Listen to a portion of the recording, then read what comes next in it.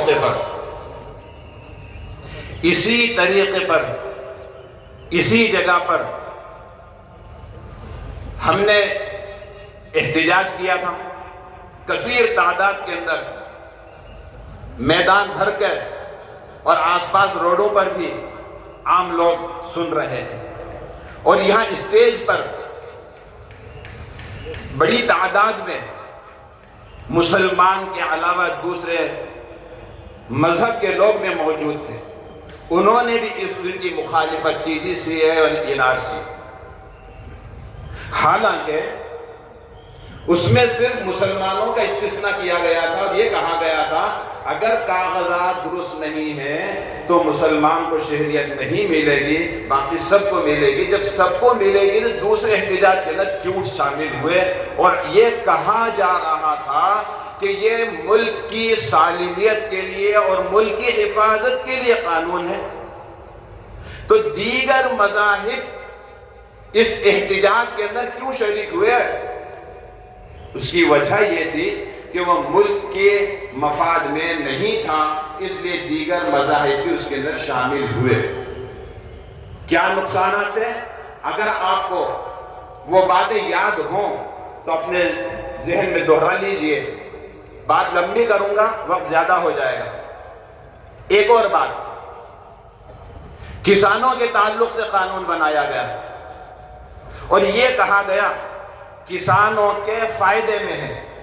ان کے حق میں ہے، لیکن کسان احتجاج پر بیٹھ گئے، انہوں نے یہ کہا ہمارے مفاد میں، ہمارے فائدے میں نہیں ہے، یہ تو ہمیں غلام بنانے کا قانون ہے، ہماری زمین ہمارے ہاتھ سے نکل جائے گی، ہم اپنی مرضی سے بیج نہیں خرید سکتے، ہم اس کے صحیح دام اس کے ہمیں نہیں مل سکتے، یہ تو ہماری زمین بھی گئی اور ہماری آزادی بھی گئی۔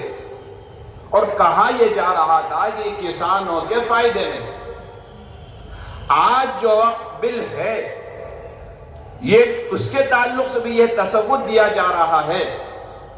کہ یہ مسلمانوں کے فائدے کے لیے ہے، لیکن حقیقت یہ ہے کہ یہ نام اس کا دیا جا رہا ہے مسلمانوں کے فائدے کے لیے، جس طریقے پر این آر سی اور سی اے کے موقع پر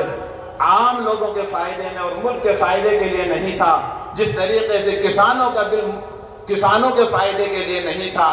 یہ بل بھی ہمارے فائدے کے لیے نہیں ہے بلکہ ہمارے نقصان ہی کے لیے ہے، اور اس کا اثر صرف ہم پر نہیں پڑے گا۔ آج یہ پھندا ہمارے گلے میں پڑا ہے، کل سکھوں کے گلے میں پڑ سکتا ہے یہ پھندا، کل عیسائیوں کے گلے میں بھی یہ پھندا پڑ سکتا ہے، اور دوسرے لوگوں کے گلے میں یہ پھندا پڑ سکتا ہے۔ اس لیے اس بل کا اثر صرف مسلمانوں پر نہیں پڑے گا، بہت سے ہے پورے ہندوستان کے اندر میری یہ بات سنی جا رہی ہے، ذرا غور کریں اور اسے اندازہ لگائیں کہ کیسا یہ خطرناک بل ہے۔ اللہ تعالی ہم سب ہندوستانیوں کو ایک ساتھ رکھے، سب سکھ، ہندو، مسلم، سکھ، عیسائی سب جیسے پیار و محبت سے جیتے آ رہے ہیں، ہم سب اسی طریقے پر جیتے رہیں۔ وآخر دعوانا الحمدللہ رب العالمین۔